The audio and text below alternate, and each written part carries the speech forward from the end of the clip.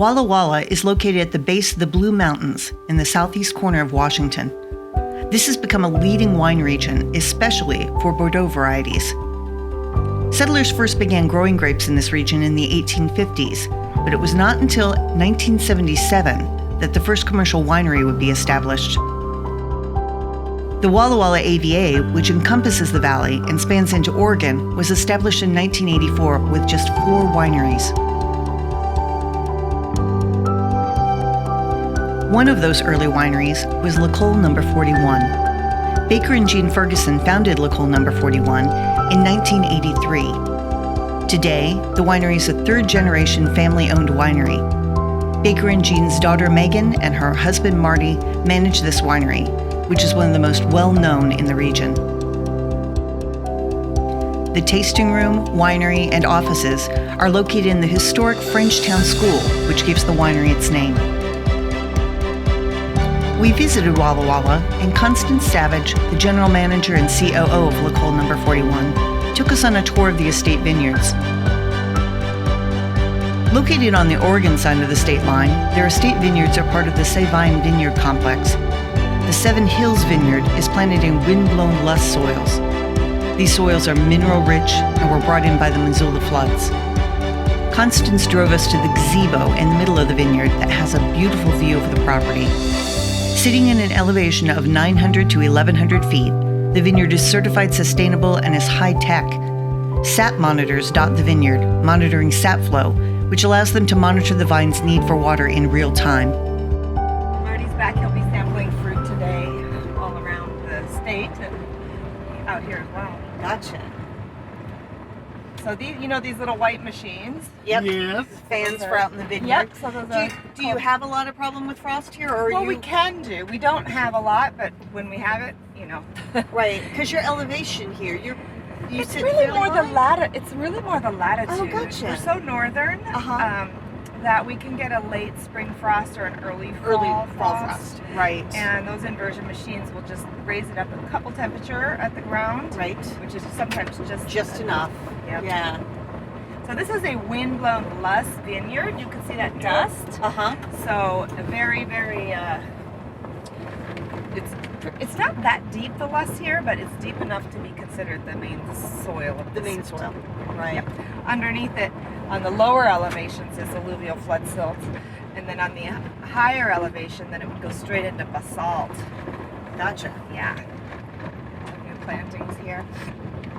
Do you find that you have to net a lot out here, or? Yeah. We also I was- use falcons. Gotcha. So that's a great way that'll to do do it too for a while, anyways. Right. But different plots are contracted to different vineyards and wineries. Right. I'm sorry, to different wineries. Yeah. So different decisions may be made. Gotcha. Sadie's basically managing the whole vineyard, and she'll do what the different wineries who are going to work with the fruit. And anyway, the vineyard is a partnership of 3 wineries. So it's owned by L'Ecole and by Pepperbridge and by Leonetti. Gotcha. So this is 170 acres, but it's they just together decided to expand this vineyard, and then they took turns claiming the plots. So it's kind of fun. It's kind of a patchwork. It reminds me of when this was first planted out here. So that's a great question, and we're going to have some signage under the gazebo because it's a pretty complicated story. Gotcha. Yeah. Because there's there's what's considered an old block.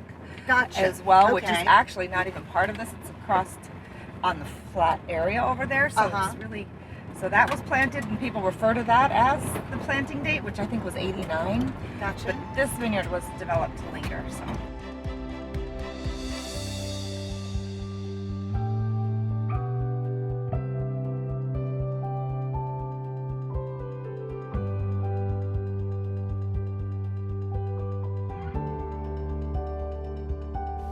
At the gazebo, we tasted the 2020 Luminesse.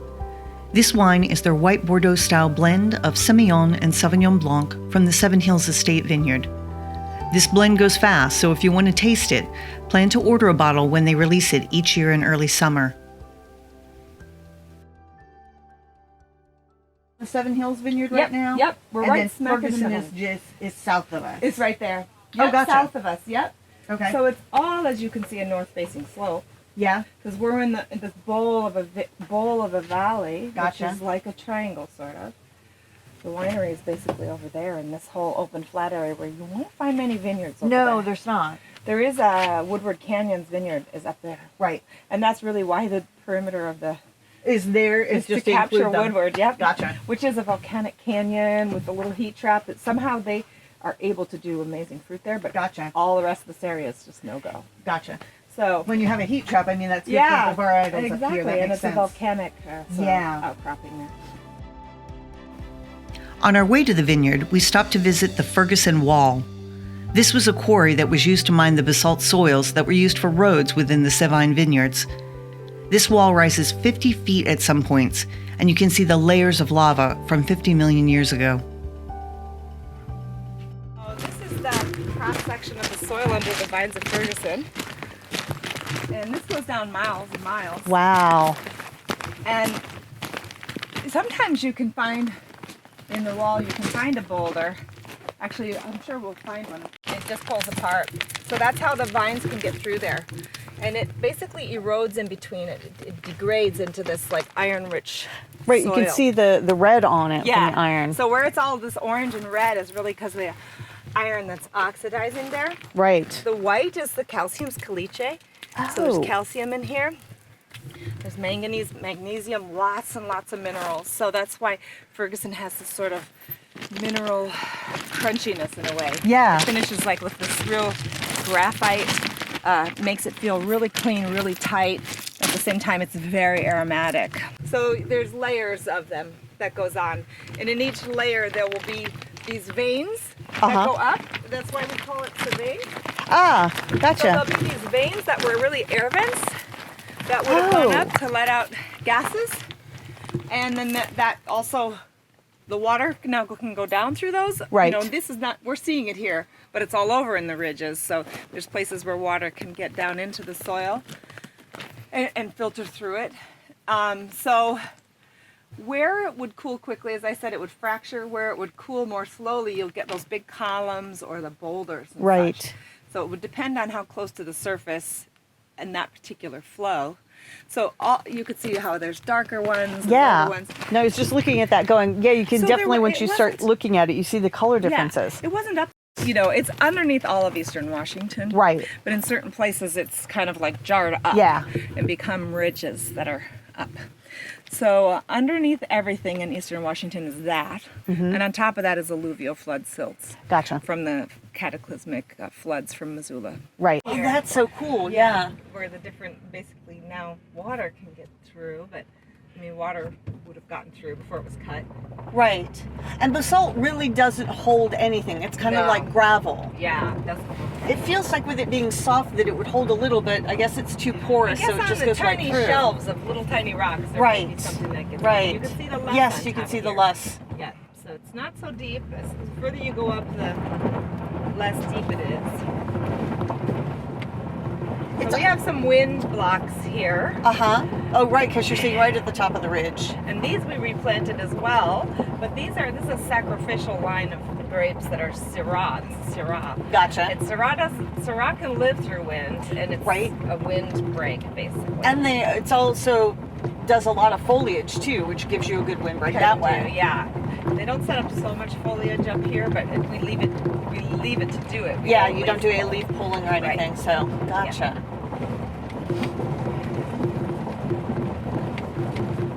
I've always heard too that Syrah likes a view, so right? Yes, like in the road, steepest places. All right. Wow. Here's the views. This is my favorite spot. It's amazing. Sitting at the top of this ridge, the vineyard is windy, so the vines here are stressed and the skins on the grapes are thicker. The vines here reflect the minerals in the soils beneath them. You can taste this in the wine with dark fruit, coffee, tobacco, and amazing structure.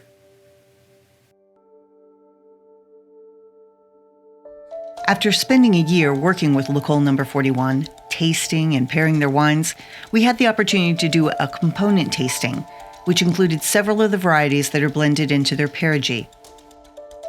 Their Perigee wine is a blend of varieties grown on their Seven Hills vineyard. The blend includes Cabernet Sauvignon, Merlot, Cabernet Franc, Petit Verdot, and Malbec. All varieties are often used in Bordeaux-style blends. So why blend a wine? Why not just have a Cabernet Sauvignon or a Merlot? While single variety wines can be delicious, the reason wines are blended is to add complexity. We tasted each of the components, and each was delicious in its own way. The Cabernet Sauvignon has notes of fresh berries, baking spice, mocha, cedar, graphite, and olive. The tannins were soft and gentle. The Merlot was bigger in structure, with harsher tannins. There was black cherry, cedar, a bit of chocolate, and spice. The Cabernet Franc has pretty notes of rose petal, raspberry, strawberry, and pink peppercorns, with notes of earth, coffee, and crushed gravel. It has big tannins, but it's elegant and bright. The Malbec is juicy with boysenberry juice, strawberries, dried violets, and cigar box. There's also a bit of minerality, as well as notes of mocha, cocoa, and vanilla. The Petit Verdot. You don't often find a single variety Petit Verdot, and this wine was surprisingly bright. Think blackberry pie, cassis, spice, sage, and thyme.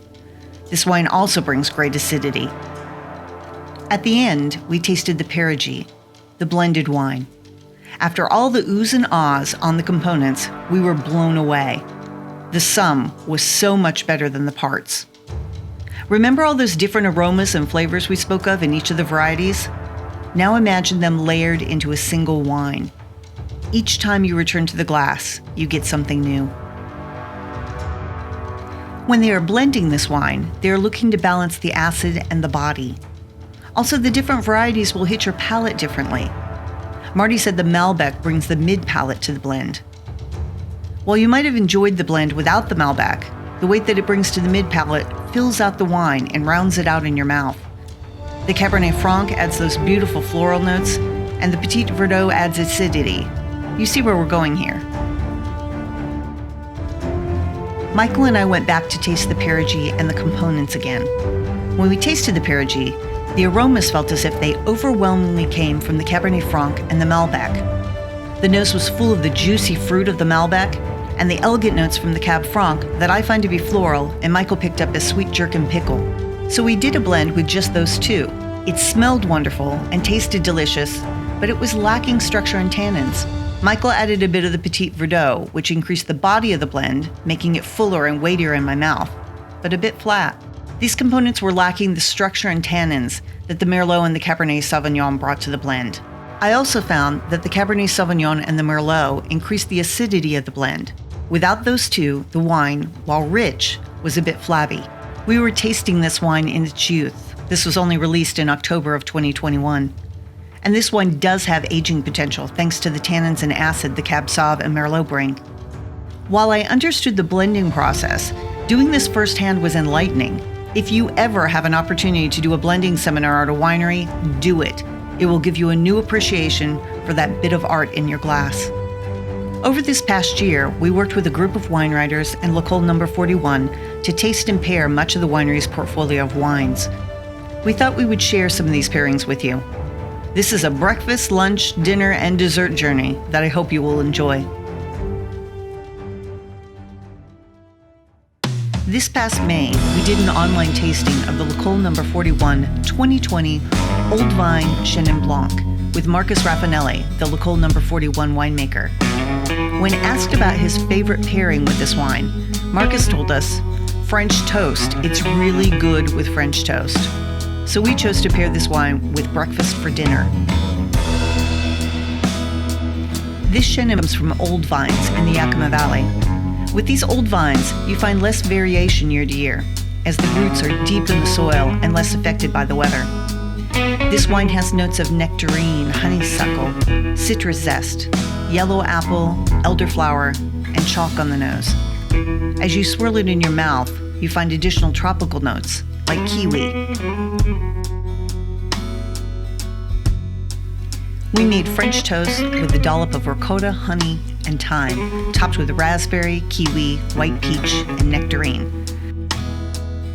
We also wanted to do something savory, so we did cheesy grits topped with shrimp cooked in bacon fat.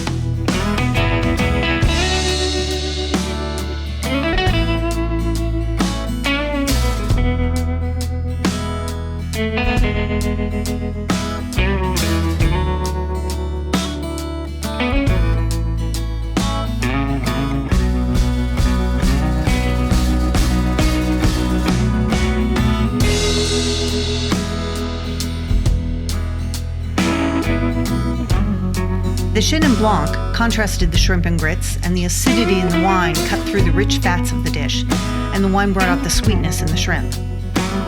With the French toast, the Chenin Blanc brought out the richness, and the notes in the wine melded with the fresh fruit.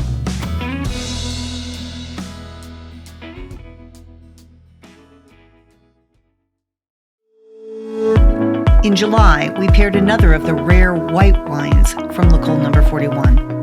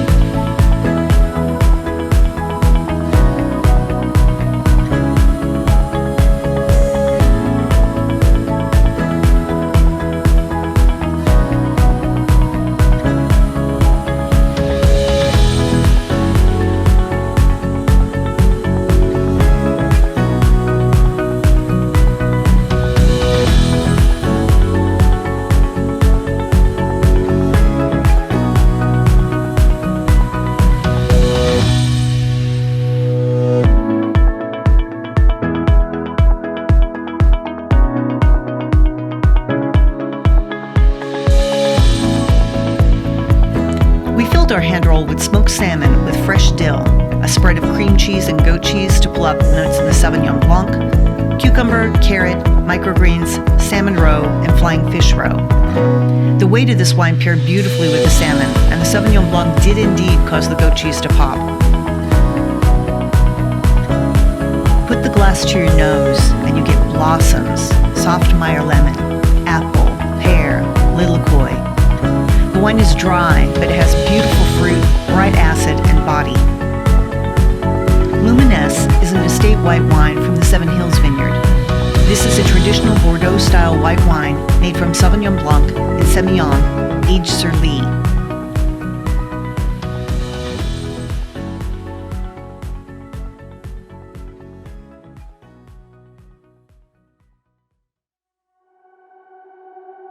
I'll be honest, when I think of Cabernet Sauvignon, my go-to pairings are steak and chocolate. Early on, one of our first pairings in January of 2021 was with the Cabernet Sauvignon from Le Col No. 41.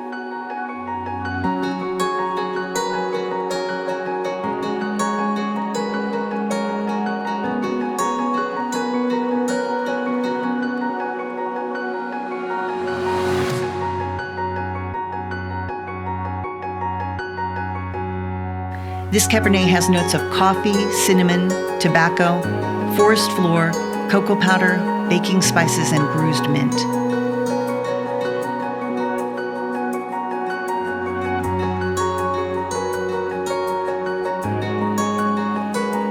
We paired this with a filet mignon with arugula salsa verde.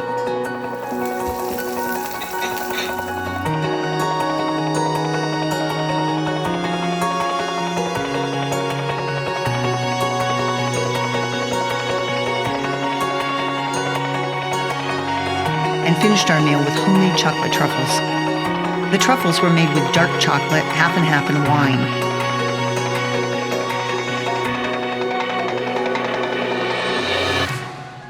To half the mixture, we added espresso powder. To the other half, chopped dried cranberries.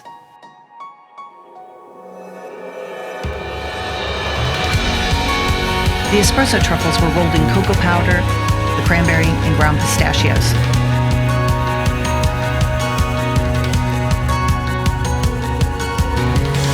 The espresso truffles pulled out the dark chocolate and brooding notes in the wine. The cranberry paired with the brighter fruit notes in the wine.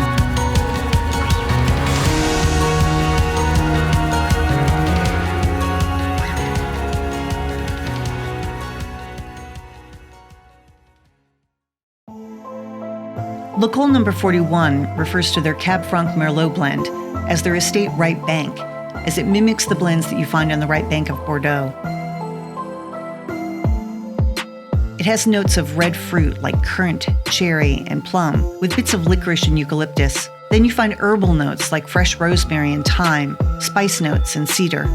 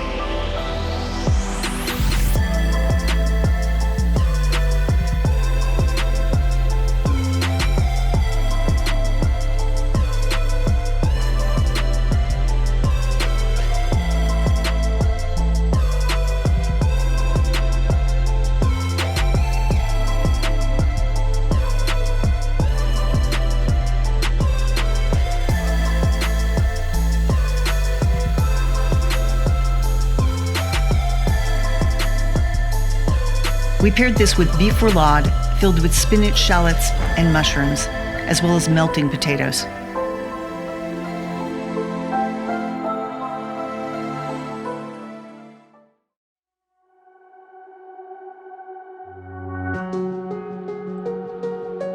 We returned to Cabernet Sauvignon. For Valentine's Day, we found multiple ways to pair this wine.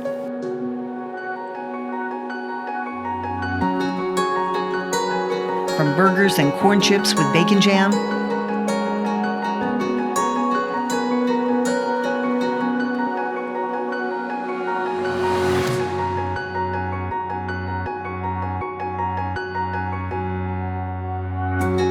to our vegetarian stuffed portobello with grilled purple cabbage and balsamic marinade.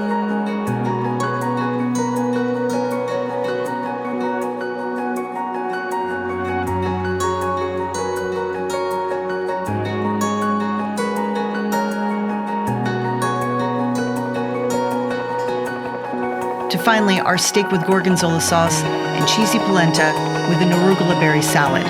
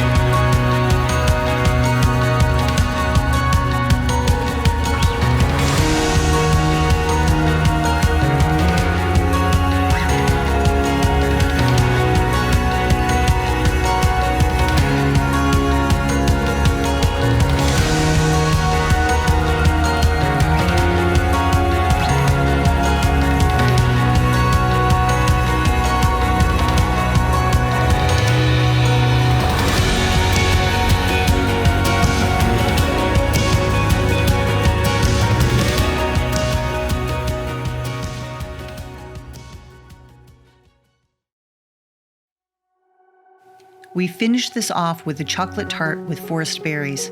This is an easy, beautiful, and delicious recipe you can find on our website.